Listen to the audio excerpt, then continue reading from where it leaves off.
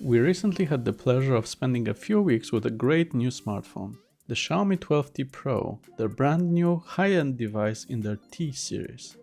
It's one of their highest end devices right now, and it's a really interesting mix of the best performance you can get right now with a few compromises to keep the price more reasonable.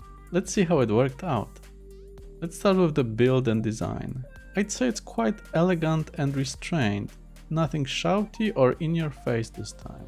The phone comes in 3 colors. My review unit was black, and there's also blue and silver. There's nothing screaming for attention. I'd even say they look quite professional, especially next to the gaming-focused Poco F4 GT. The layout is horizontal, as suggested by the smaller Xiaomi name, highlighting the device's strength, its camera. But we'll discuss this later in the video. The phone feels good in the hand, but the build quality shows a couple of those compromises. The frame is plastic, and unlike the front, the glass back doesn't seem to have Gorilla Glass, so it might be safer using a case.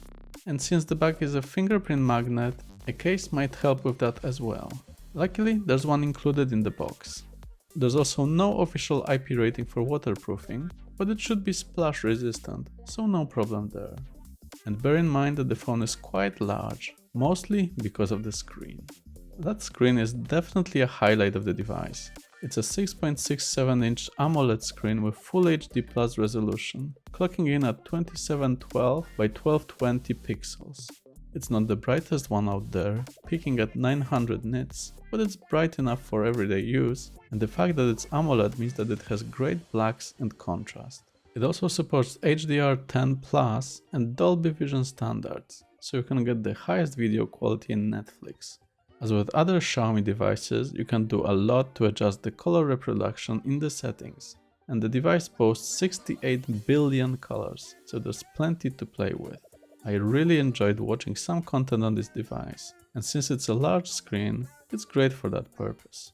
Finally, the phone supports up to 120Hz refresh rate, and you can either set it to a static 60 or 120Hz, or set it to automated to save battery. I've been really happy keeping it at the highest refresh rate, and the phone runs really smoothly. Speaking of which, the battery life is really good thanks to the 5000 mAh battery. I had no problems with it running for a day or more of active usage, which is more than enough. That's especially thanks to the fact that the phone supports insanely fast charging at 120 watts. I just love watching the charging animation over and over. It can charge to 100% as fast as 19 minutes according to the manufacturer when you use the included charger and the boost charging feature. The one downside is that there's no wireless charging, but since you can recharge the phone while taking a shower or making a tea, makes this a non-issue to me. The battery life is also positively impacted by the high-end Snapdragon 8 Plus Gen 1 chipset. One of the highlights was improved efficiency and battery use, partially thanks to the latest 4nm manufacturing process, which is great to see.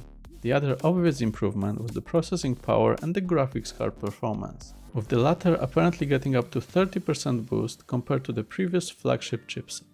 With this phone, you'll be able to play all the latest games at the highest resolution and graphics quality, including games like Call of Duty Mobile, which worked perfectly on this device and was definitely a pleasure to experience. It's the same with all the other mobile games I tried, and you can further improve the performance of various games by enabling the Game Turbo Boost mode, which makes sure that the resources are focused on delivering the best performance with no interruptions. I'm personally a big fan of old school games and emulation, and I spent a lot of time with this phone playing older games, but ones which required high processing power. I especially had a lot of fun playing PS2 games, which performed amazingly. I spent many hours playing Colin McRae Rally 3.0 using a game controller, and it was really great fun.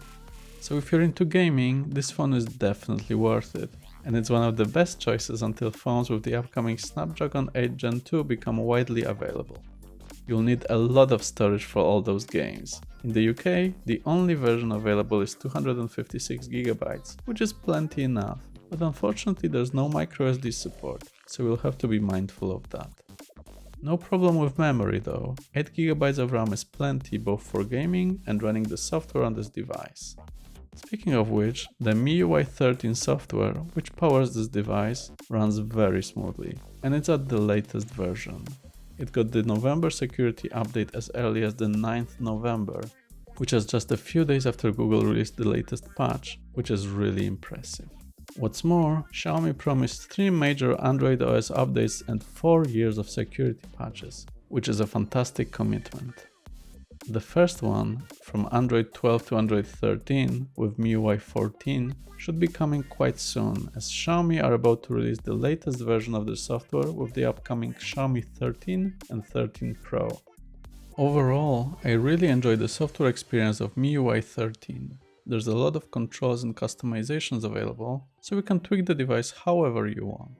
I also like the latest version of their notification shade and their control center. It now has really big brightness and volume controls, so you don't have to search for it anymore. There's also plenty of toggles for quick access. I really do like it. One downside is the number of additional apps and games pre-installed on this device. Check our setup video for more details. There's quite a few third-party apps for shopping, travel, etc. Luckily, there aren't as many games as in the past, just one random tile fun game, and you can uninstall them without issues. When I first read the specifications, I was worried that security, and specifically the fingerprint scanner, would be a downside. If you've seen my videos in the past, I'm a huge fan of side-mounted fingerprint scanners, as they're really convenient and fast. The 12T Pro comes with an in-screen fingerprint scanner, but I was really impressed by it. It worked quickly and without issues, and I had no issues with it at all. Quite a relief. On top of that, there's face unlock as well, if you don't mind slightly lower security that comes with it. I will also put the audio quality in the pros side. The phone sports a flagship level set of stereo speakers by Harman Kardon, which perform really well. The sound is clear and not tinny at all. And it's great not just for watching content, thanks to its support for the Dolby Atmos standard, but also to enjoy some music. At this point, I don't think we should treat the lack of the carriage port or 3.5mm audio jack as a downside anymore. You can always use headphones through this phone's Bluetooth 5.2 connectivity. And finally, let's discuss the headliner of this phone, the cameras. The main one is a 200 megapixel f1.69 camera, and it's really impressive. It normally produces 12.5 megapixel photos, as it does 16:1 pixel binning, meaning that it combines 16 pixels into one and averages them out, which improves low light performance and removes noise from the photos. If you look at those two photos from afar next to one another, there's not much of a difference. Both the 12.5 megapixel and 200 megapixel look great, but when you zoom in really closely, you'll see that the 200 megapixel one is more noisy in the shadows, but there's also more detail in a 200 megapixel photo, especially if you try to read the text on the book or the Fire TV box. But in normal circumstances, I just go with default resolution. Other photos from the main camera look great. I took this phone on my engagement photo shoot and I really like the images that it produced. Even on normal photos, you can see a bit of a background blur thanks to the wide aperture and sensor size. The portrait mode zooms into 2 times and I really like the output, but it might be a bit much for some people. You be the judge. The night mode is also really good. I was quite impressed by it. However, it wasn't as good on the ultra-wide lens. Most photos came out blurry and any light source created weird smudges. I'd avoid using it in low light. Daylight photos were much better in comparison, but definitely not as sharp or detailed as the other lens. I wish they put at least a 12 megapixel lens here, but some photos were quite nice, which is good to see. I can't say the same of the 2 megapixel macro lens, but we've discussed this many times already here on the channel. Best to ignore that it's here. Luckily, the 20 megapixel selfie camera was much better, and I was quite happy with the performance. The photos with my fiancée came out quite nice, both in normal and portrait mode. Too bad the sky disappears in portrait mode though. Still, I quite like it. Overall, while it's not the best set of cameras out there, you should definitely be happy with the main lens, as it performs really well. When it comes to video, we've released a full-on video showing its quality. As you could see there, the image from the main lens looked great, with excellent detail, great dynamic range and really good image stabilization. I was really impressed by the background blur when you could do a close-up, thanks to the really large sensor and wide aperture. You can go up to 8K 24 frames per second, which adds to the amount of detail and lets you zoom into the video after the fact, at the expense of large file size. But I probably wouldn't use it too often myself. As with photos, the other lenses are limited, with no 4K support on either the ultra-wide or selfie camera. However, I was quite happy with the quality of the front-facing camera, despite its limitations, so it's not a huge downside.